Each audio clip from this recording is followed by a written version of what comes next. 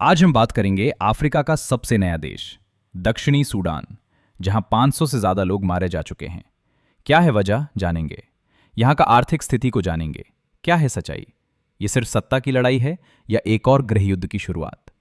दक्षिण सूडान आखिर है कहां? नमस्कार दोस्तों। दक्षिण सूडान दुनिया के सबसे नए देशों में से एक है। 9 जुलाई 2011 को सूडान से अलग होकर बना दुनिया का सबसे नया देश है। ये अफ्रीका के बीचों बीच बसा है और इसके चारों तरफ 6 देश हैं। तेल से भरपूर होने के बावजूद ये दुनिया के सबसे गरीब और पिछड़े देशों में गिना जाता है।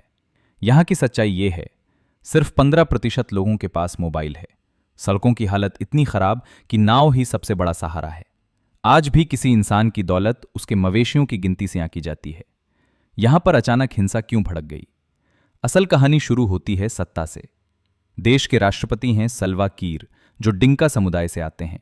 उनके डिप्टी थे रायक माचर, जो नुएर समुदाय के बड़े नेता हैं। जुलाई में राष्ट्रपति कीर ने माचर को पद से हटा दिया।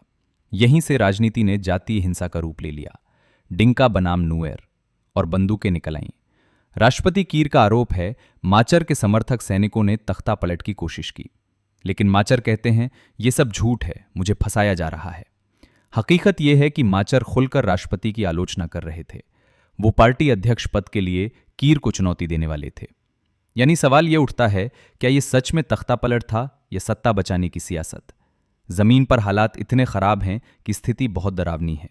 यहां अब तक 500 से ज्यादा लोगों की मौत हो चुकी है। करीब 80,000 लोग घर छोड़ने को मजबूर हो चुके हैं।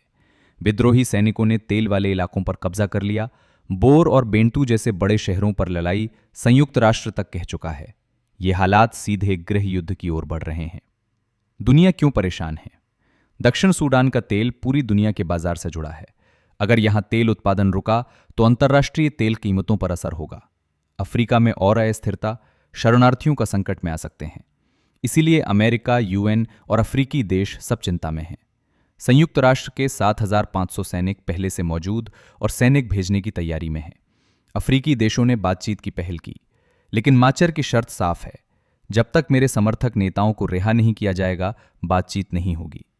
अब सबसे बड़ा सवाल कि क्या दक्षिण सूडान एक और गृहयुद्ध की ओर बढ़ रहा है, या क्या यह हिंसा सत्ता की भूख में एक और देश को तबाह कर देगी? जानने के लिए हमारे चैनल को सब्सक्राइब करें। जवाब आने वाले दिनों में मिलेगा। इसी तरह खबर को जानने के लिए हमारे साथ बने रहें। आपका दिन शुभ हो।